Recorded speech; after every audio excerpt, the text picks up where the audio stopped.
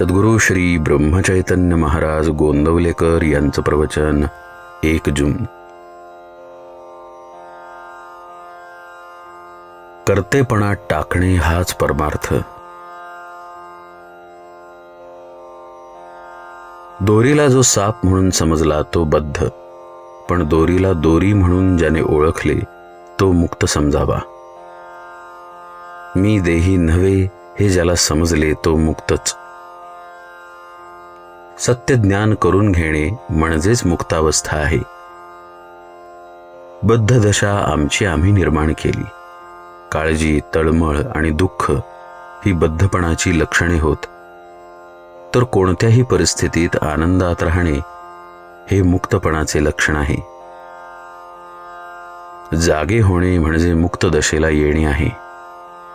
माझे माझ्या जवळच आहे, पण ते ठाऊक नाहीसे झाले आहे. भगवंताला विसरल्याने मी देही असे म्हणू लागलो. देह तर माझ्या ताब्यात नाही, तेव्हा मी देही नाही हे सिद्ध झाले. आपण करते पण आपल्याकडे घेतो आणि त्याबरोबर सुख दुःखही आपल्याकडे येते. मला सुख नाही आणि दुःखही नाही असे ज्याला वाटेल तो मुक्त समजावा. करते पण घातुक असते. मी एवढा मोठा वाडा बांधला, प्रपंच चांगला केला असा प्रापंचिकाला अभिमान वाटतो, तर संन्यासी मठाचाच अभिमान धरून बसतो. म्हणजे या कर्तेपणाच्या बाधेतून दोघांचीही सहजी सुटका होत नाही. हे कर्तेपण सोडावेसे वाटले तरी ते आपल्याला सुटत नाही, याचा आपल्याला नेहमी अनुभव येतो. भगवंताचे अस्तित्व पटल्यानेच कर्तेपणा कमी होतो. म्हणून भगवंताच्या अखंड स्मरणात राहावे आणि भगवंत ठेवील त्यात समाधान मानावे.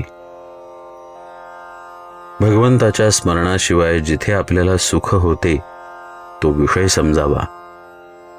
विषयाच्या संगतीत परमात्म्यापासून वेगळे असणे याचे नाव प्रपंच, आणि परमात्म्याच्या संगतीत विषयात राहणे याचेच नाव परमार्थ.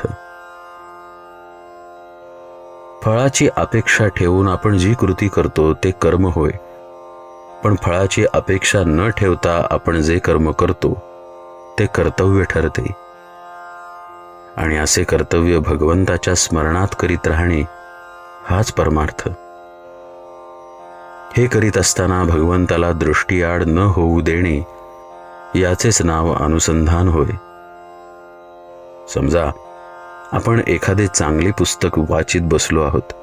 इतक्यात आपल्या पायाला एक मुंगी चावली. त्याची जाणीव आपल्याला कशी चटकन होते. ती जाणीव सर्व शरीरभर व्यापून असते.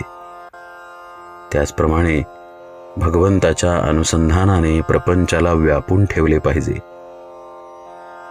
प्रपंचातला कोणताही उद्योग करताना अनुसंधान टिकवावे. अनुसंधानाचा अभ्यास करावा. भगवंताचे अनुसंधान आपल्याला भगवंताकडे घेऊन जाते. मी अनुसंधान टिकवीन असा मनाचा निश्चय करावा.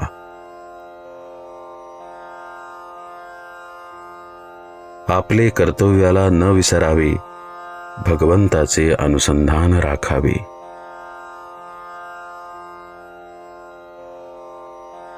जानकी जीवन स्मरण जय जय राम.